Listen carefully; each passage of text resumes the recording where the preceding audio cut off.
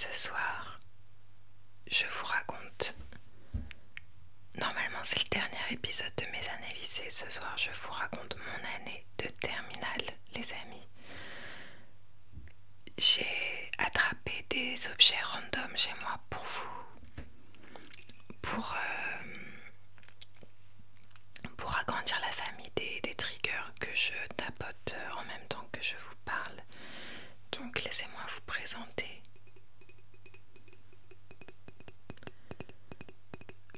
Le chat de bonne fortune tirelire. Incroyable, non?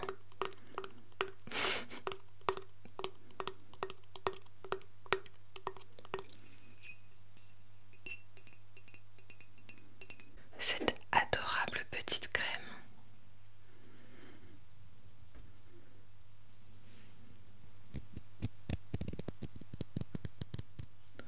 Regardez, je me suis dit qu'il y avait un bon potentiel parce que c'est tout, il y a des petits crans.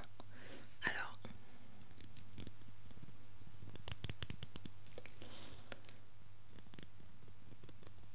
ouais, je suis pas sûre, c'est très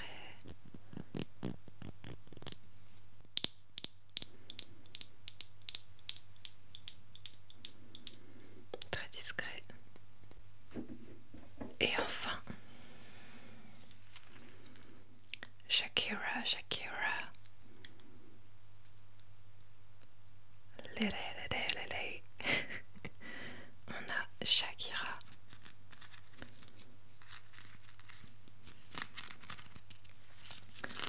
Bon, j'expérimente.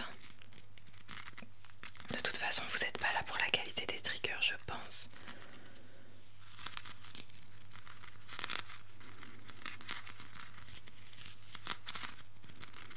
J'ai toujours mon petit pinceau pour alourdir vos paupières. Alourdir vos paupières. Mais vous endormez pas avant que j'ai commencé à raconter mes histoires. Et on a ma super. Regardez comme c'est drôle, franchement, on dirait une méduse un peu. Cette boule anti-stress, mais par contre, ça va, je crois que ça se voit pas à l'image, mais c'est une matière infernale et toutes les petites poussières du monde viennent se coller dessus. Je sais même pas comment c'est possible. On dirait que je l'ai roulé par terre. Mais bon, je crois que ça se verra pas trop. J'espère en tout cas.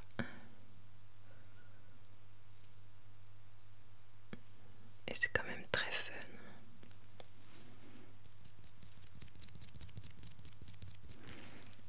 Voilà les amis, mais vous n'êtes pas là pour ça. J'ai ça aussi pour vous faire de l'EMDR.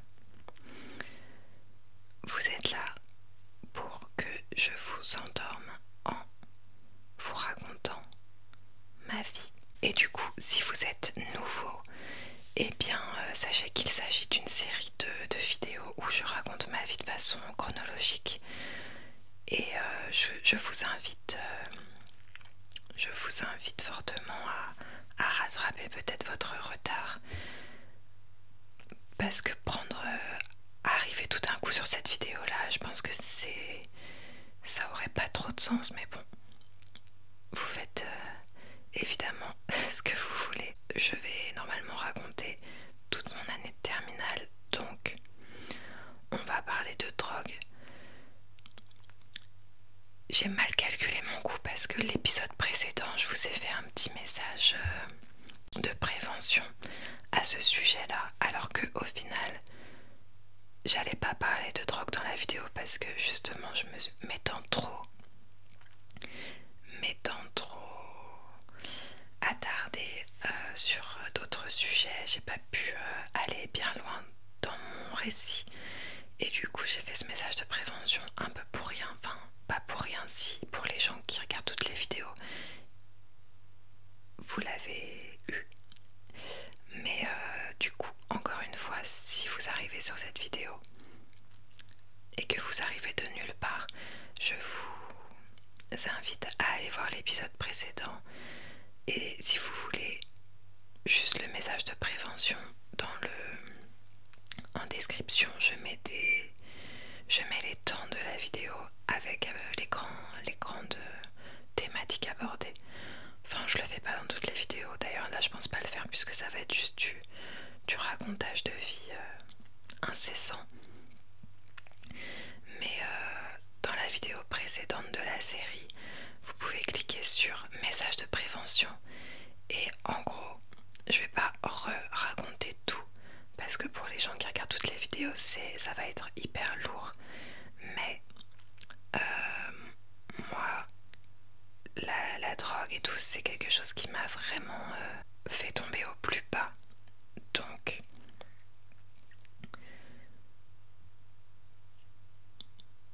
je vais en parler parce que ça a fait partie de mon histoire de vie, quoi. Mais sachez que même s'il n'y a pas de message politique derrière mes vidéos, s'il y en a un, c'est plus ne prenez pas de drogue que regardez comme c'est drôle la drogue. Parce que malheureusement dans mon année de terminale, j'avais pas pris conscience encore que c'était mal. Bref. Donc les amis, don't do drugs. Allez voir mon message de prévention dans la vidéo précédente si vous l'avez pas vu. Et maintenant on va en venir directement aux faits. Donc, où en étions-nous? À l'été de ma première, donc l'été entre la première et la terminale, je fais la rencontre d'un groupe de garçons parce que il y en a un qui a pris mon hume. Voilà, le soir où on s'est rencontrés sur les quais de Seine.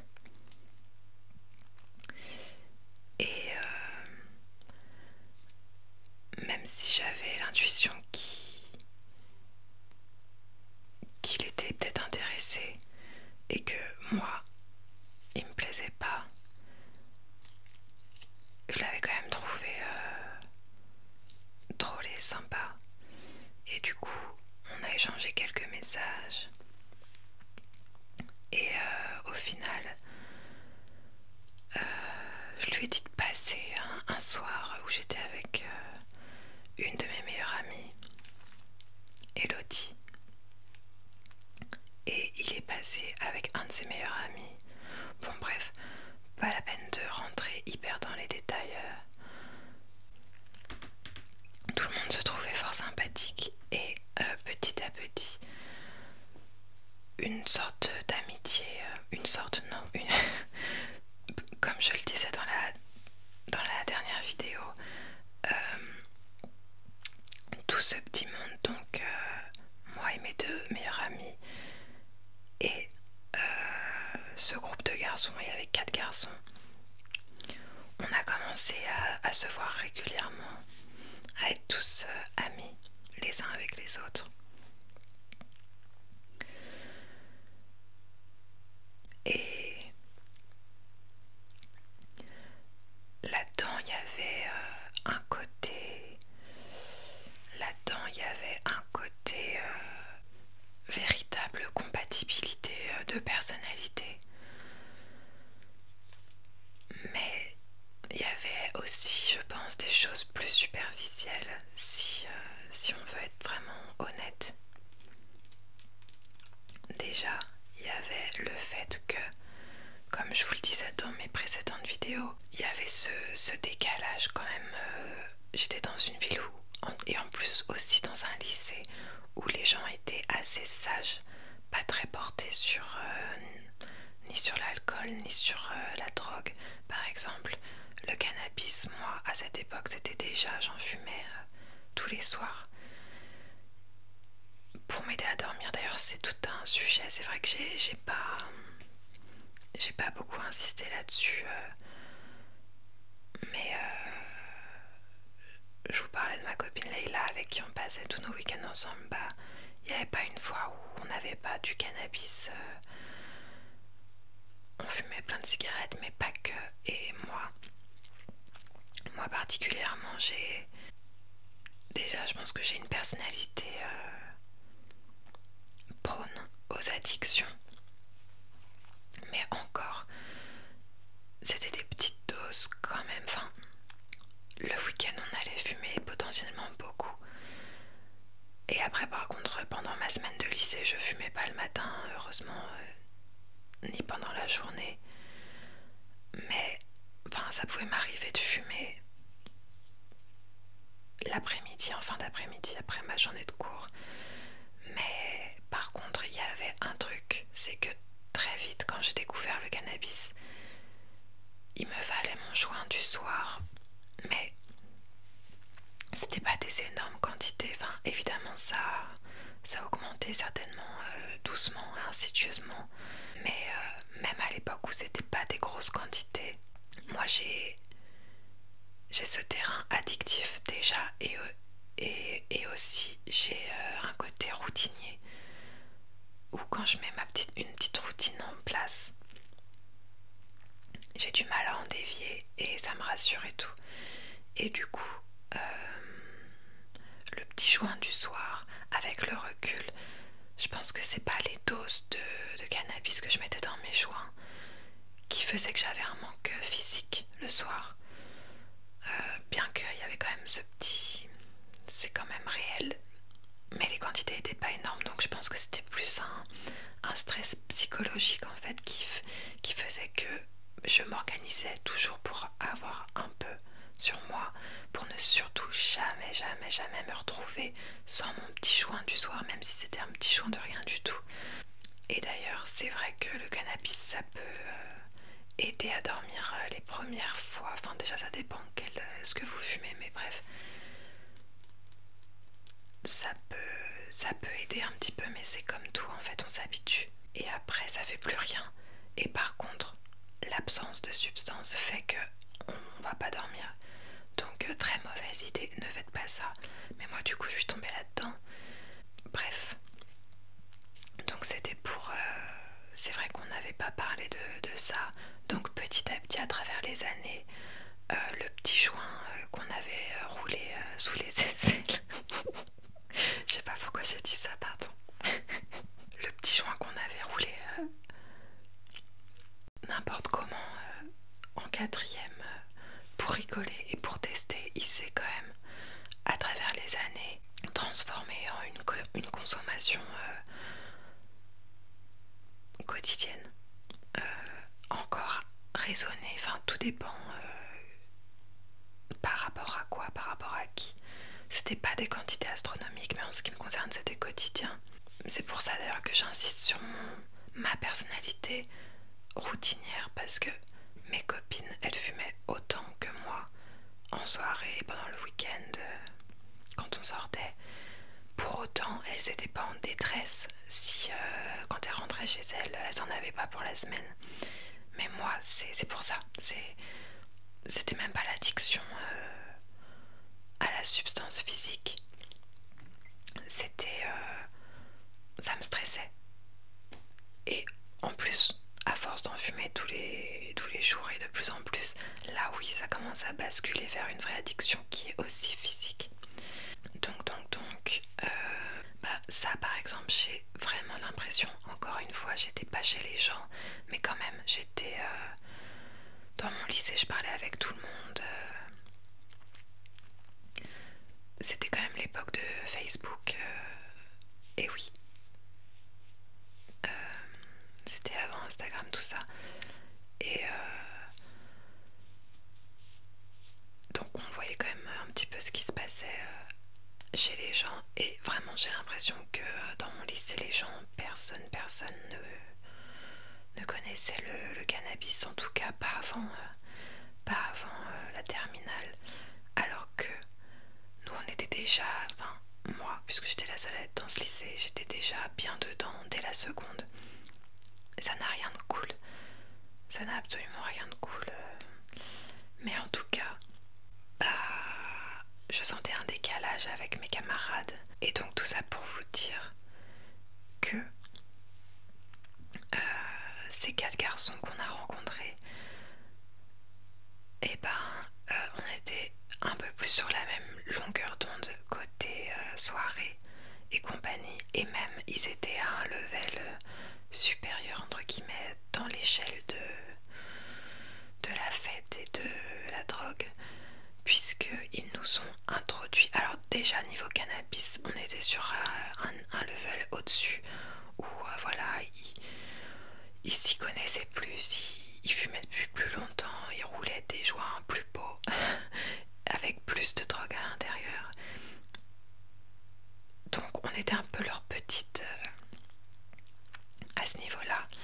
Et ils nous ont également introduit à la MDMA. Donc nous on s'est dit ah super, enfin des jeunes qui sont sur la même longueur que nous et qui sont même encore plus cool que nous et qui vont nous apprendre plein de trucs trop cool. Pire idée, pire idée.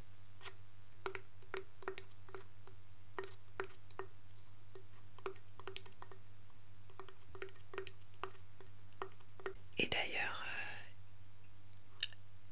lié à ça, il y a quand même un petit côté, je sais pas si je me lance dans une étude sociologique de la Seine-Saint-Denis, mais dans tout ça, il y a quand même un petit côté, alors il y a un petit côté Tout ce qui brille, le film avec Leila Bekti et Géraldine Nagache, dans le sens où si vous avez entendu parler de la Seine-Saint-Denis seulement aux informations, vous pensez peut-être que c'est toujours la guerre partout. Alors sachez que c'est pas le reflet de la réalité, hein. Il y a effectivement des quartiers chauds, mais c'est quand même un bien grand département. Et si on compare, on peut comparer en fait le 93 à Paris, et il y a un 16e de la Seine-Saint-Denis, pour simplifier les choses. Et tout comme il y a des pauvres dans tous les arrondissements de Paris, et il y a des riches dans tous les arrondissements de Paris. Donc ça c'est vrai aussi pour la Seine-Saint-Denis, c'est-à-dire que il y a des pauvres aussi dans le 16e du 93, et il y a des riches dans les villes réputées infréquentables et quartiers chauds, etc. Mais du coup, il y a quand même des villes où il y a beaucoup plus d'argent que dans d'autres. Et si vous voulez, moi et mes copines on habitait dans vraiment l'entre-deux, c'est-à-dire c'est pas là, c'est pas nos villes qui passent aux informations, c'est pas là où il y a beaucoup de délinquance et le plus de pauvreté, mais on est vraiment sur de la classe moyenne, voilà, moyennement classe comme dirait Orelsan, où c'est pas particulièrement dangereux, mais où il se passe pas grand chose et les gens croulent pas sous l'or, c'est comme ça qu'on dit, ne roulent pas sur l'or. Et il y a ce que j'appelle le 16e du 93 où ça va être 2-3 villes où il y a beaucoup plus d'argent que dans le reste du 93. Et du coup les jeunes s'habillent avec des marques qu'il n'y a pas par chez moi, et les jeunes ils ont plus d'argent de poche pour s'acheter de la drogue, hein, parce que voilà. Et ils ont des grandes maisons avec éventuellement des parents qui peuvent aller à Deauville pour le week-end et donc laisser la baraque. Et donc j'ai évoqué le fait qu'on se faisait petit à petit des amis un peu partout dans d'autres villes que les nôtres. Et alors il n'y avait pas une stratégie très ficelée de notre part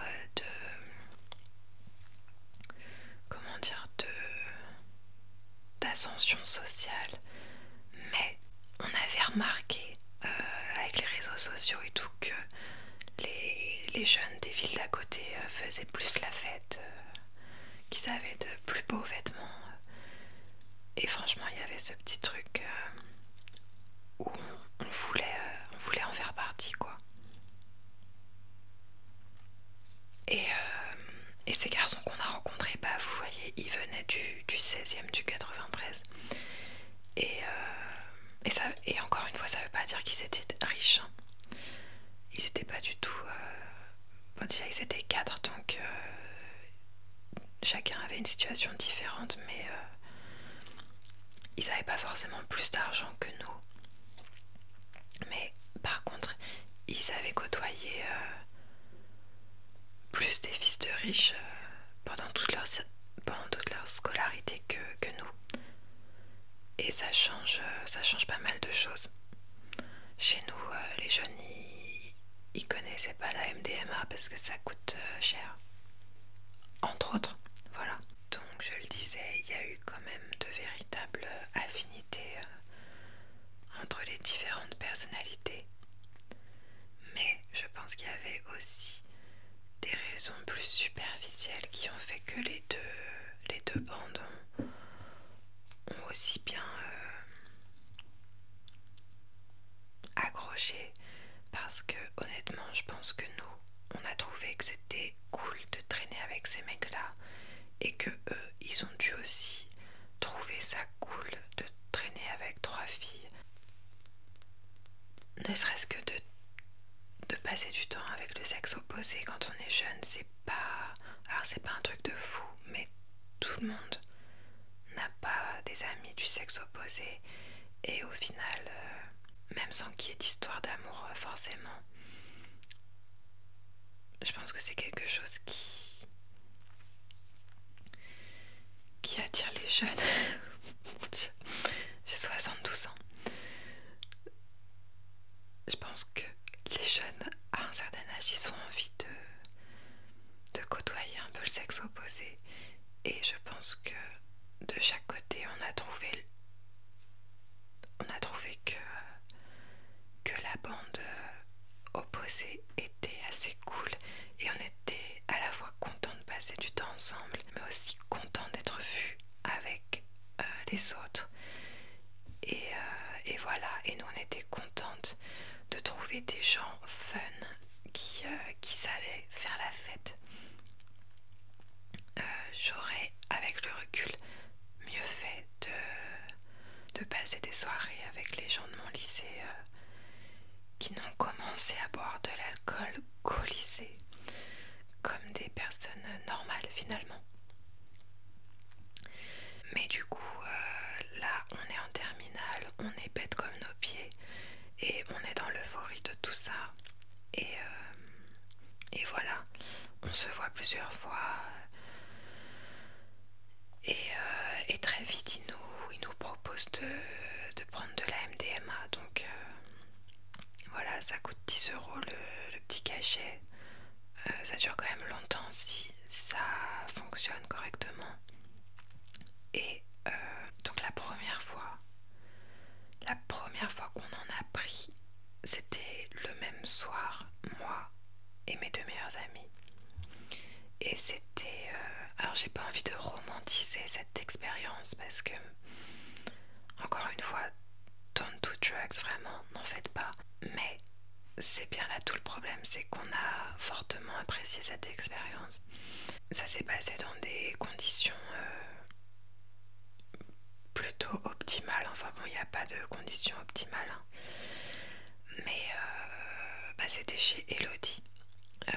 Donc maison vide et juste nous à l'intérieur, donc les 4 garçons et les 3 filles. Les 4 garçons étant tous déjà adeptes de la chose, habitués, et nous 3 en mode première fois, peur quand même. Je me rappelle déjà que j'avais trouvé que c'était cher.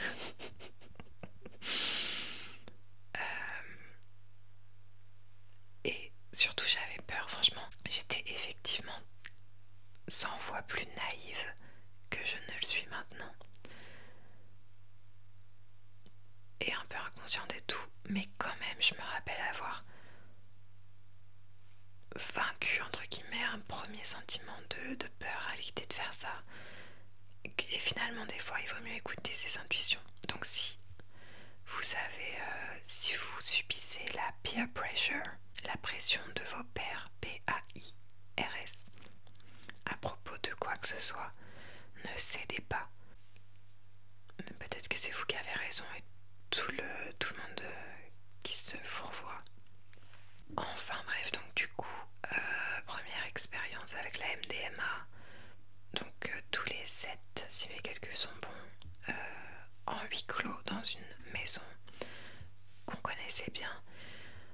En soi, bah moi j'ai pas fait de bad trip, donc j'ai fortement apprécié mon expérience.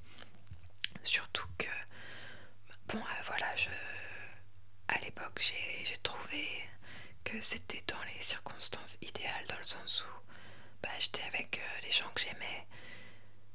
On avait nos nouveaux potes là qu'on adorait déjà et qui eux avaient l'expérience, donc ils pouvaient nous guider si ils nous ont guidés, on va dire, dans l'expérience quoi. Je suis gênée parce que moi à l'époque je l'ai vécu comme une expérience transcendante, hein. Moi j'avais découvert l'ayahuasca. Je suis ressortie de là, j'ai envoyé des SMS à ma soeur pour lui dire il faut que tu essayes n'importe quoi. Mais du coup j'ai du mal à vous raconter. Je vais pas faire semblant que c'était nul. Mais ça vaut pas le coup. En tout cas, je peux vous dire que ça, malgré que c'était un bon souvenir et un bon moment, ça ne vaut pas le coup.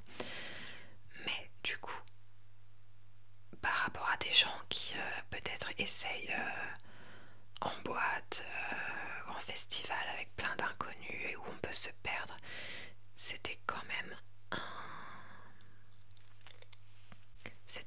un espace safe. C'était la maison de ma meilleure amie, donc que tout le monde connaissait très bien.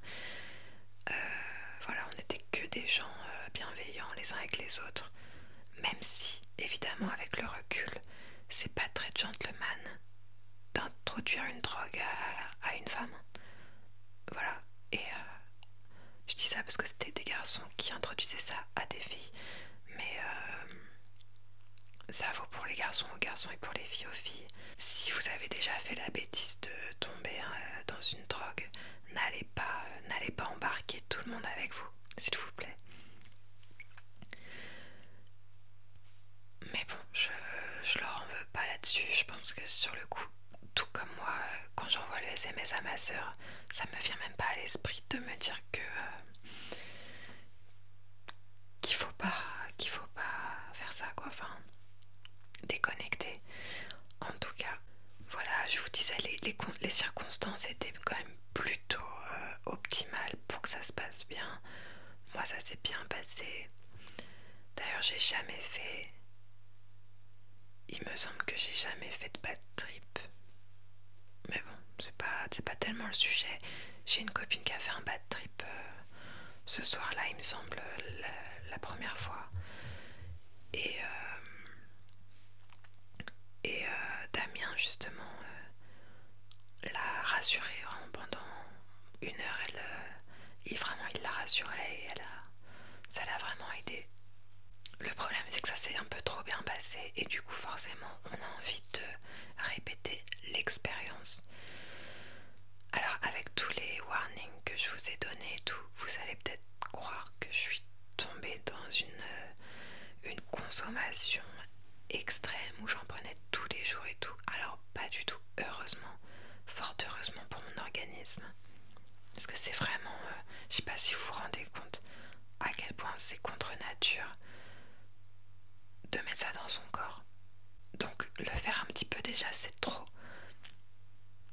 Ceci étant dit, j'ai très bien conscience que au final j'en ai pris assez peu par rapport à d'autres personnes qui ne vont jamais finir en psychiatrie pour autant, qui vont mener une vie dite normale.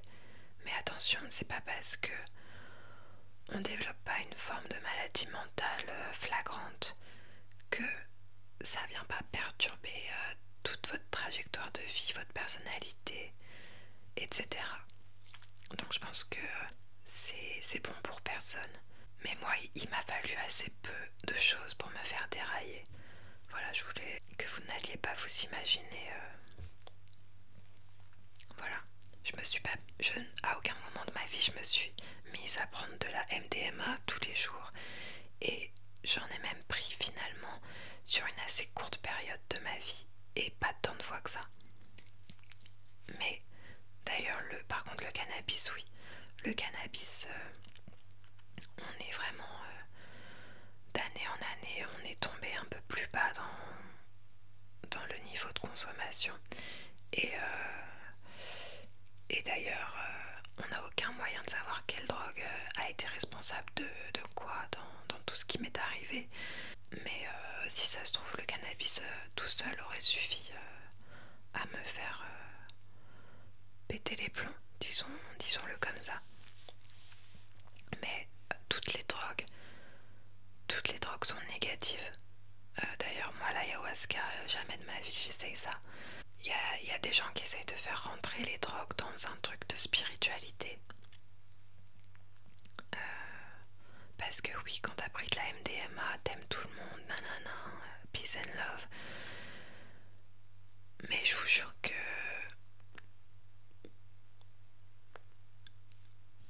Ok, sur le coup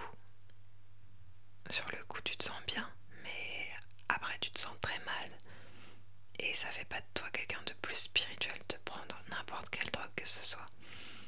Bien au contraire, si vous aspirez à être quelqu'un de spirituel, vous êtes censé pouvoir arriver au sentiment de paix, au sentiment d'amour, tous ces beaux sentiments, à y arriver par un travail, un vrai travail qui va faire que les résultats vont être durables et vrais, alors qu'en fait la drogue c'est des émotions factices. Vous voyez, non seulement c'est très dangereux parce que ça vous détraque, mais en plus il y a ce qu'on appelle la descente. Donc quand on prend de la MDMA par exemple, on est... Donc oui c'est vrai, pardon, j'ai pas décrit les effets, mais je sais pas. Après je suis pas non plus en train de faire un podcast éducatif sur les drogues, mais bon presque. Donc si je vais quand même décrire ce que ça fait pour les gens qui n'en auraient jamais entendu parler, mais j'espère presque qu'il n'y a pas de gens qu'on n'a jamais entendu parler, parce que mon but n'est pas de vous faire connaître ce genre de choses. Je pense que beaucoup de gens savent déjà ce que c'est. Bon, en tout cas, c'est très proche de l'ecstasy d'ailleurs, qui est peut-être plus connu de tous. L'ecstasy, on a tous vu un film où par exemple dans Very Bad Trip, ils prennent de l'ecstasy, je pense. Donc c'est un petit cachet que tu prends et qui te garde éveillé pendant des heures, donc un peu comme la cocaïne. Mais c'est là où la cocaïne, il faut reprendre une ligne toutes les je sais pas combien. Le cachet de MDMA en fonction de la quantité, mais en général t'es parti pour toute la nuit si t'as pris un... Il n'y a pas le côté perte de contrôle. Ah, mais j'aime pas parce que j'ai l'impression que j'en fais la publicité, j'aime pas du tout. Mais il n'y a pas autant de perte de contrôle que quand on est bourré.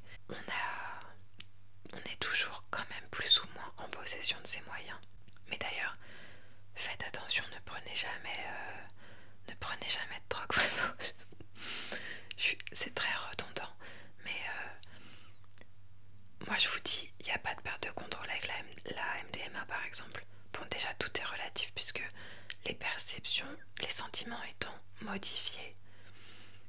Oui, vous n'allez pas vous casser la gueule par exemple en marchant comme quand vous êtes bourré, mais du coup vos perceptions étant modifiées, votre comportement va pas être le même que si vous n'aviez rien pris. Donc déjà ça c'est à prendre avec des pincettes. Et en plus de ça, si quelqu'un vous dit tiens prends, c'est de la MDMA, de l'ecstasy et tout, vous savez jamais ce qu'il y a vraiment dans ce qu'on vous donne, donc faites très attention, ne prenez rien. Quand même, par rapport à l'alcool, pour expliquer aux gens qui savent pas les effets, on garde quand même le contrôle, mais on a un un sentiment de bien-être assez indescriptible. Pourquoi? Bon bah ça agit dans la chimie du cerveau directement. Et voilà, on ressent des émotions de grande joie, de paix un petit peu, d'amour. Et alors pourquoi c'est très mauvais? Donc sur le coup c'est très agréable. Et il y a aussi possibilité de faire des bad trips. Hein. Mais pourquoi c'est très mauvais? Donc déjà, quand après, il me semble que c'est 3-4 heures en fonction de la dose qui a été prise. Il me semble que c'est 3-4 heures la montée. Donc pourquoi monter? Parce que justement l'effet il vient pas dès que le cachet touche votre langue. C'est dans votre estomac et ça mijote, il faut le temps que ça rentre dans le sang et que ça aille jusqu'au cerveau, j'imagine. Et donc les effets peuvent commencer à venir à partir de, je dirais, 20 minutes, à peu près 20 minutes, crescendo jusqu'à un pic de bien-être et de... Ouais, parce qu'après il y a la fameuse descente de MDMA où là on est alors on est toujours réveillé, c'est pas juste on est aux anges et à fond et après on va se coucher parce que j'allais dire ce serait trop beau. Non, il y a une période horrible où en fait on peut toujours pas dormir parce qu'on est toujours bien réveillé, mais le bonheur s'en va. Le petit trick qui vient de faire croire au cerveau que on a atteint l'accomplissement de notre vie et qu'on est sur l'autel en train de se marier avec la personne de notre vie et que bref, ça fait effet qu'un temps et tout d'un coup on se sent très mal. Alors est-ce que c'est carrément de la tristesse ou est-ce que c'est l'absence de bonheur extrême qui fait cette sensation? En tout cas, tout d'un coup, on se sentait trop bien et tout d'un coup, ça part. C'est un mauvais moment parce qu'on peut pas aller se coucher. En général, on est en plein milieu de la nuit et on se sent juste très mal. Et donc la technique qui doit être assez répandue, en tout cas la façon dont nous ont appris nos amis garçons à passer cette mauvaise passe, c'est de fumer un maximum de cannabis afin de slide plus doucement cette redescente, se provoquer une sorte de fatigue pour éventuellement aller se coucher un moment et voilà et toujours s'endormir un peu l'esprit pour ne surtout pas faire face au néant qui suit cette phase d'euphorie chimiquement induite. Voilà, on est dans C'est pas sorcier ce soir. Et du coup, bah ouais, j'avais pas du tout prévu de vous faire un exposé scientifique, mais j'étais obligée pour contrer mon récit là où on dirait que je vous incite à prendre des drogues. Du coup, très vite après cette première expérience, c'est devenu quelque chose d'assez fréquent qu'on consomme de la MDMA lors de soirées. On a également fait notre première sortie en boîte avec ces garçons, toujours pareil, hein, qui eux avaient l'habitude apparemment depuis longtemps d'aller en boîte alors qu'ils étaient pourtant mineurs. Bon, ça devait faire 6 mois, mais toujours la notion du temps, c'est très drôle quand on vieillit et qu'on repense aux choses. Parce que eux, ça faisait peut-être 6 mois, 1 an qu'ils allaient en boîte. Dans notre tête, ils étaient allés en boîte toute leur vie, tu vois. Et nous, on était vraiment... Ils nous apprenaient la vie, quoi. En tout cas, une chose est sûre, j'étais mineure la première fois que je suis allée en boîte. Et j'avais pris... c'était facile pour moi parce que, donc, comme j'ai une grande sœur qui a 2 ans et demi de plus que moi, purée, je viens de casser la boule. Je vais aller jeter ça RIP, elle a explosé. Et je vais aller me nettoyer parce que je sais pas ce qu'il y a dedans. Allez, à tout de suite. Bon bah ça c'est fait les amis. Du coup j'étais en train de vous dire que pour aller en boîte c'était facile pour moi puisque j'ai une grande sœur qui a 2 ans et demi de plus que moi. Donc la photo d'identité ça passait très bien. Et d'ailleurs c'était la même chose exactement pour Elodie. Une grande sœur juste un peu plus grande qu'elle. Et bah Leïla en fait vu qu'elle a 1 an de plus que nous, et ben elle était tout simplement fraîchement majeure. Donc je me rappelle de la première fois où je suis allée en boîte et j'ai pris de la MD ce soir-là encore. Oh d'ailleurs ça a été une sacrée épopée, mais je crois que je vais pas la raconter parce que j'ai la flemme. Je bâcle éhontément. Et voilà quoi. Maintenant les amis, on a évoqué le sujet de la drogue hein, voilà, qui est important dans ma trajectoire de vie. Même si encore une fois, j'ai pas eu besoin d'en consommer tant que ça pour que ça me détraque. Mais justement, raison de plus pour s'en méfier parce que on croit toujours que on va arrêter quand il sera encore temps et qu'on contrôle, etc. Et en fait, non.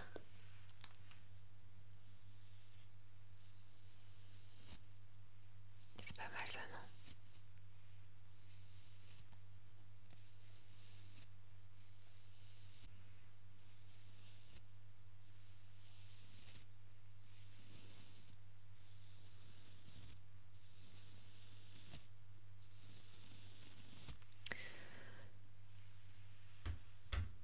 Du coup, en parallèle de tout ça, et ben vous vous rappelez qu'à la base Damien, je pense qu'il m'aimait bien. Oula, j'arrive pas. Puisqu'il m'avait quand même demandé mon hume. C'est quand même de là que tout est parti finalement. Mais j'ai vraiment fait comme si j'avais pas remarqué qu'il avait essayé de me draguer. Parce que je suis sympa. On en revient à ça et nous les filles en général on le sent quand même quand t'as un garçon, quand on plaît à quelqu'un. Et donc j'avais bien l'impression de plaire à Damien. Et en fait, donc moi, on va appeler un chat un chat. Il me plaisait pas physiquement de base. Alors il est pas moche. De toute façon c'est subjectif. Mais en tout cas, moi à l'époque c'était pas du tout mon style. Disons qu'il a un physique avec un peu de caractère. Et que moi à l'époque j'aimais bien les garçons qui ressemblaient un peu à des filles. Avec des traits parfaits. Donc ça a bien changé maintenant. Mais bref, j'ai pas de style d'ailleurs et le physique a de moins en moins d'importance à mes yeux. Mais voilà, si au début j'avais rien envisagé avec lui parce qu'il n'était pas à mon goût physiquement, et bien à force de passer du temps avec, petit à petit, bah, j'ai fini par bien l'aimer. Mais finalement, je trouvais la situation assez confortable. Vu que vous le savez, j'ai depuis toujours une peur de l'engagement, on va dire ça comme ça, et même une peur de l'intimité terrible. Donc, finalement, avoir un petit crush qui, je sais, est réciproque avec un ami qui est donc une personne que je côtoie, et ben finalement c'est une sorte d'entre-deux où on n'a pas besoin d'avoir de relations physiques, on n'a pas besoin d'avoir de relations officielles, enfin bref, on n'est pas en relation mais on est quand même en contact régulièrement, et le fait de savoir qu'il m'aime bien et moi de l'aimer bien, bah limite ça me suffit. Tout le reste c'est dangereux et c'est casse-gueule, donc j'étais bien dans cette situation. Et d'ailleurs je n'ai même pas avoué mon petit crush à mes meilleurs amis, je sais pas trop vous dire pourquoi. Je pense déjà que d'un jour à l'autre je changeais un peu d'avis, et enfin dans tous les cas ça aurait rendu la situation très bizarre, parce que je pense qu'elles auraient gardé mon secret si je leur avais demandé. Mais c'est vrai que non, j'ai même pas eu envie de me confier à mes meilleurs amis. Mais en fait, je pense que je sais pourquoi, parce que en fait, c'était une idée qui était en train de naître, qui commençait à naître en moi. Je me disais, tiens, mais finalement Damien, est-ce qu'il est si moche que ça? Finalement Damien, et pourquoi pas?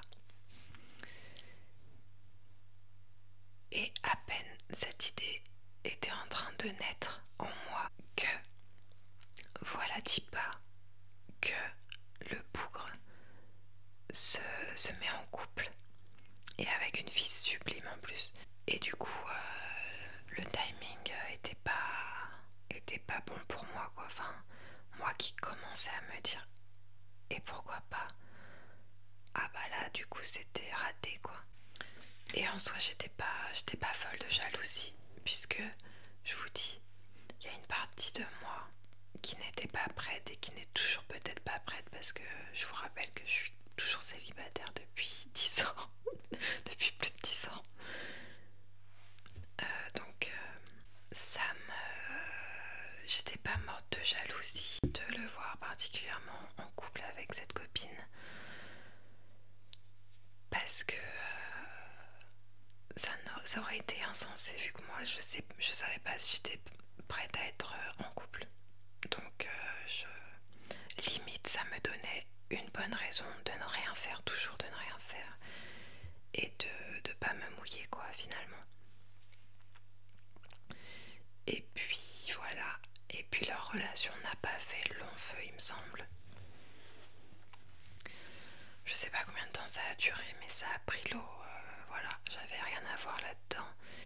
Mais le pauvre était dévasté après cette rupture. Et voilà, quoi, donc c'était toujours pas le moment de me déclarer, on va dire, mais ouais, parce que quand tu rassures quelqu'un qui est en larmes pour quelqu'un d'autre, c'est qu'il avait énormément de sentiments pour cette autre personne. C'est vraiment un mélange de plein de choses. Il y a ces circonstances-là qui ont fait que la question ne se posait pas. Et, et puis il y a mes blocages.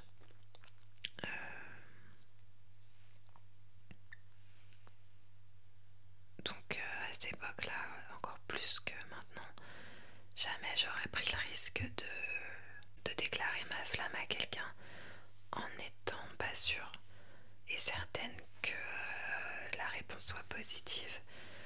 Et en plus de ça, je sais même pas si j'étais vraiment prête à avoir une relation. Voilà, c'est complicado.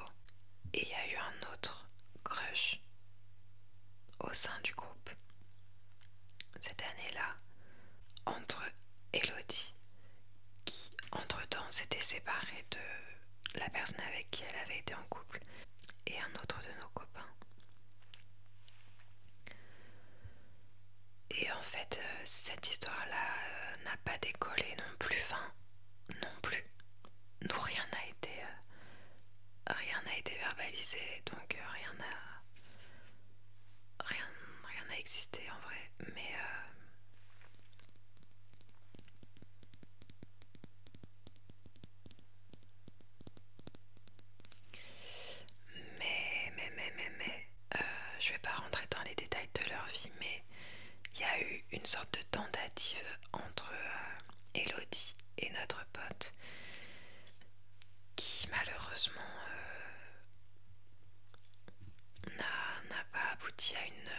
situation. C'est dommage, j'allais dire. Qui suis-je pour donner des avis? Mais c'est vrai qu'ils étaient trop mignons tous les deux quand ils étaient amis plus plus. Et après, quand ils ont tenté un truc, ça s'est cassé la gueule, quoi, on va dire. Et ce qu'il faut que je vous raconte, c'est que l'été après la terminale, on est partis en vacances tous ensemble. Alors du coup, petite parenthèse scolarité quand même. Parce que si je dis pas dans toutes les vidéos que j'ai eu le bac avec la mention très bien, je meurs. Donc, entre-temps, je passe mon bac, bac ES, économique et social, et je l'ai avec la mention très bien. Mais là où au début de l'année, je me lançais tout feu tout flamme dans ces expériences inédites avec la naïveté de l'enfance, etc. Et ben petit à petit quand même mon moral s'est dégradé au cours de cette année, insidieusement comme ça. Mais je vous dis, la drogue c'est vraiment pas anodin parce que, encore une fois, sans parler des dégâts que peut causer la drogue dans votre cerveau, juste le fait en fait d'avoir accès à des émotions positives sans le mériter en fait, parce que enfin le mériter, je sais pas, l'émotion qu'on a quand on rencontre quelqu'un et qu'on a un coup de foudre, l'émotion qu'on a quand on a travaillé pendant des heures et des jours sur un projet et qu'on est fier de soi parce que ça aboutit, l'émotion qu'on a quand, je sais pas, on part en vacances avec ses amis et qu'on l'a bien mérité parce qu'on a organisé les vacances, on a travaillé pour avoir son argent et on a... Enfin, normalement, dans la vie, à part le coup de foot, mais ça arrive une fois tous les 10 ans et c'est pour ça que c'est magique et bref. Mais normalement, toutes les émotions positives, fortes qu'on ressent dans la vie, c'est une récompense. C'est pas pour rien d'ailleurs, ça s'appelle le système de récompense, la dopamine. On est censé travailler pour les avoir. Et c'est comme ça qu'on se construit. C'est parce qu'on sait que ça va nous procurer de la joie qu'on va travailler. Enfin, vous voyez. Et en fait, rien que juste le fait de, comme un petit rat de laboratoire, avoir accès à toutes ces émotions en prenant un cachet, mais après se rendre compte que ces émotions, on sait pas d'où elles venaient parce qu'il se passe rien dans notre vie. Rien que ça, en fait, c'est mauvais pour la psyché. Comment se développer normalement. En plus, quand on est adolescent et que c'est le moment où on est censé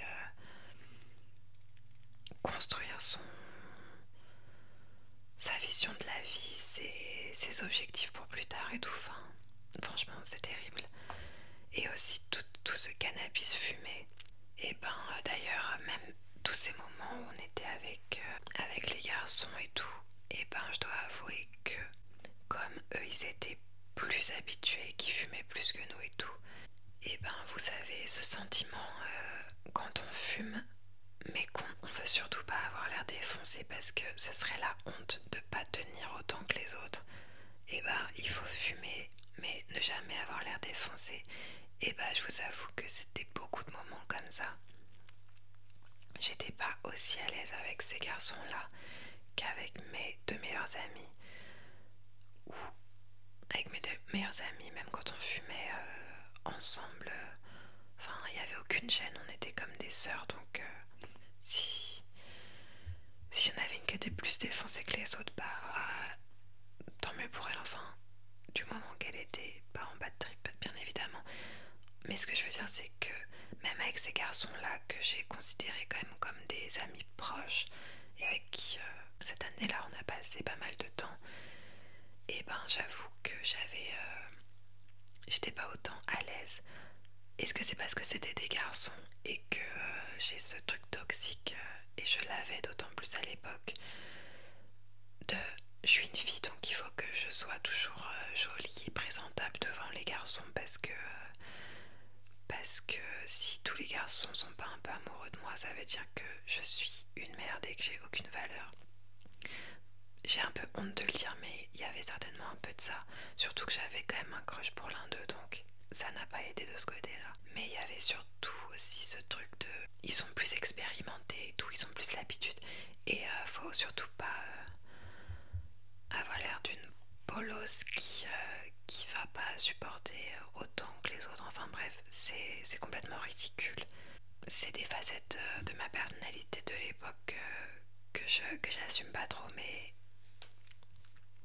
ça fait partie du truc. Et du coup, on passait aussi beaucoup de moments à fumer. Et dans tous ces moments-là, j'étais un petit peu comme éteinte parce que le fait de me dire faut que j'ai l'air normal, faut pas que j'ai l'air défoncé et tout, bah forcément ça enlève toute spontanéité en fait. Là où des bons côtés, on va dire, de ma personnalité, ça peut être la répartie, la bonne blague au bon moment et tout, ben c'est comme si je mettais un temps de latence entre tout ce que j'ai envie de dire et tout ce que je vais dire pour faire attention à... pour surtout ne jamais être à côté de la plaque. Enfin voilà, j'étais pas complètement moi-même. Et puis, la drogue encore une fois, mais le cannabis, voilà, ça endort quand même. Quand on en fume à longueur de journée, ça change une personne, hein, faut pas croire. Et donc petit à petit, voilà, à la maison c'était pas l'ambiance folle. Et l'air de rien, on n'est toujours pas dans une dépression, parce qu'attention, la dépression c'est quelque chose de très précis, hein. Donc en terminale, je suis toujours pas en dépression, mais l'air de rien, le moral baisse toute l'année, on va dire, pour arriver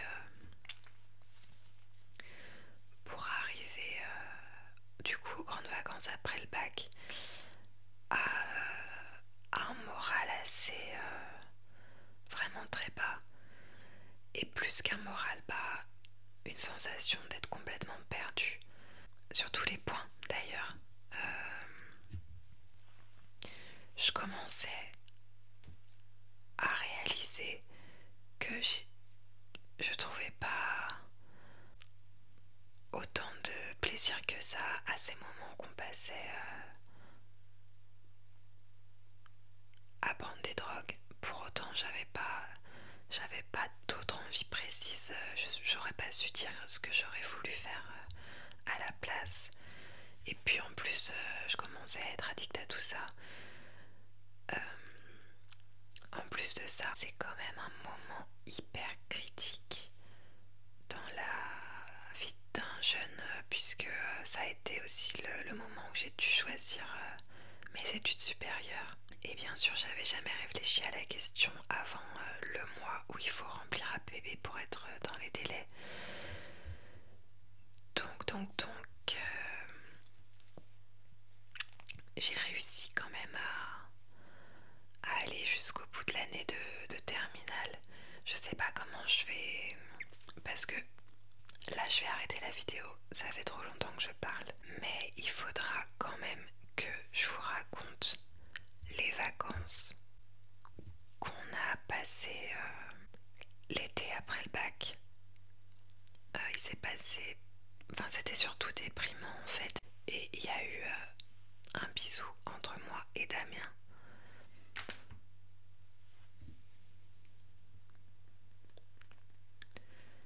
Mais du coup, je sais pas du tout comment je vais appeler le prochain épisode. Parce que ça va pas faire un épisode en entier, ça c'est sûr. Faudra aussi que je vous raconte justement que on parlera d'études, comment j'ai fait mes choix APB à cette période et, et éventuellement donner des conseils aux jeunes. Bref, je sais pas comment je vais organiser tout ça, aucune idée, mais en tout cas, il y a encore de la matière à blablater